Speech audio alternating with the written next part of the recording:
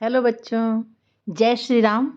बच्चों, आज हम लोग गोस्वामी तुलसीदास जी द्वारा रचित श्री रामचरित मानस का प्रथम सोपान बाल कांड का भाग संख्या 30 पढ़ेंगे और ये होगा दोहा संख्या 38 तक। आज हम लोग फिर चौपाई से शुरू करेंगे। बच्चों, आप मेरा सारा एपिसोड देख रहे हैं तो बहुत अच्छी बात है, और अगर आपने नहीं देखा है तो आप मेरे चैनल को सब्सक्राइब करें। और बच्चों, अभी अयोध्या में जो मंदिर बना है उसमें बहुत ही बृहत ढंग से पूजा पाठ होने वाली है ना। आप अगर इस रामचरितमानस को सुनेंगे और समझ लेंगे तो जो भी पूजा वहाँ देखेंगे या कभी घूमने का मौका मिला वहाँ जाएंगे तो आपको बहुत ही अच्छी तरह से सब चीज़ें समझ में आएंगी। तो बच्चों, आप मेरे चैनल को ज़रूर सब्सक्राइब करें और लाइक और शेयर भी करें। अब हम लोग चौपाई से पढ़ना शुरू करेंगे। जे गावहि यह चरित संभारे, ते यही ताल चतुर रखवारे।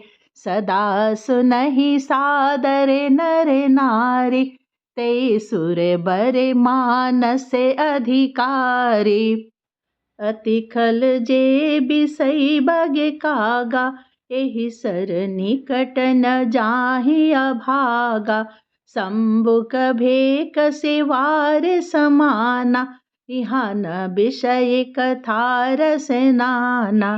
तेहि कारण आवत ही हारे, कामिकाक बलाक बिचारे। इसमें तुलसीदास जी कहते हैं कि जो लोग इस चरित्र को सावधानी से गाते हैं वे ही इस तालाब के चतुर रखवाले हैं, और जो स्त्री पुरुष सदा आदर पूर्वक इसे सुनते हैं वे ही इस सुंदर मानस के अधिकारी उत्तम देवता हैं।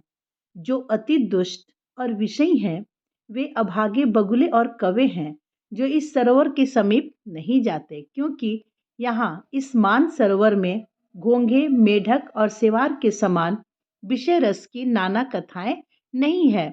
कहने का तात्पर्य है कि कौवा और बगुला ये लोग उस तालाब में जाते हैं जहाँ घोंघे रहते हैं या छोटे छोटे मेढक होते हैं, सेवार होते हैं, जो कौवे और बगुले को प्यारे हैं।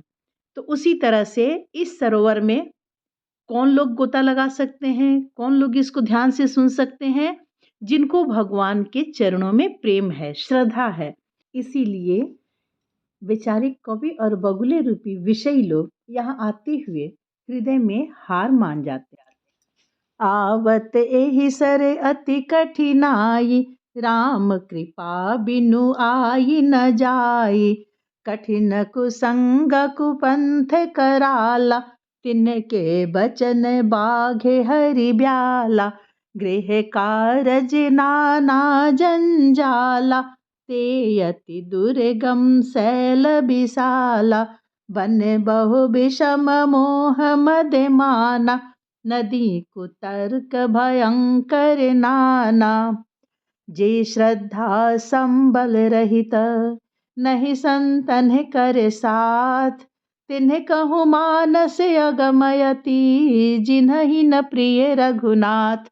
सियावर रामचंद्र की जय। इसमें तुलसीदास जी कहते हैं कि इसीलिए कौवे और बगुले जैसे लोगों को इस सरोवर तक आने में कठिनाइयाँ बहुत हैं। श्री राम जी की कृपा बिना यहाँ नहीं आया जाता, यानी भगवान की कृपा जिस पर होगी वही श्री रामचरितमानस का पाठ कर सकता है, उसमें ध्यान लगाकर उसे सुन सकता है। घोर कुसंगति ही भयानक बुरा रास्ता है, यानी जो लोग बुरी संगति में रहते हैं वो यहाँ तक पहुँच ही नहीं पाते हैं। उन कुसंगियों के वचन ही बाघ, सिंह और सांप हैं। जिस तरह से कि यदि आप रास्ता में जा रहे हैं तो रास्ता रोकने के लिए बाघ, सिंह और सांप आपको बाधा डालते हैं ये सब।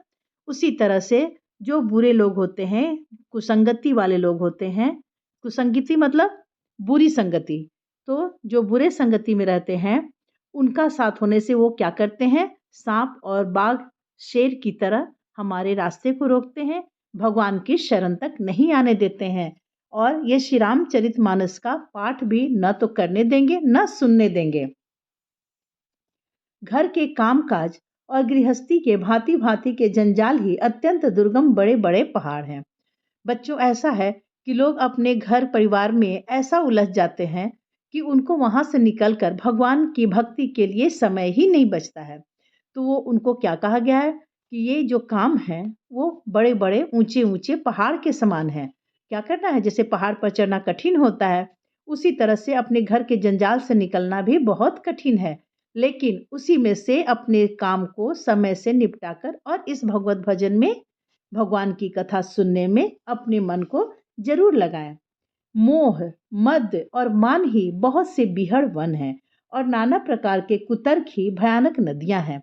बहुत लोग क्या करते हैं? कुतर्क देते हैं। कुतर्क यानी बिना मतलब का तर्क देते हैं कि पूजा पाठ करने से कुछ नहीं होता है, भगवान कुछ नहीं करते, तो ये सब कुतर्क कहलाता है। अगर आप भगवान के शरण में जाते हैं, आपके बिगड़े हुए सारे काम अच्छे से पूरे होते हैं। लेकिन वहां धीरज की जरूरत होती है, धैर्य की जरूरत होती है। भगवान के सामने निश्चल भाव से जाइए और मोह, मद और मान ये सब त्याग करके जाइए, क्योंकि ये सब जो है ये बीहड़ जंगल के समान है। बीहड़ जंगल को पार करना बहुत कठिन होता है ना।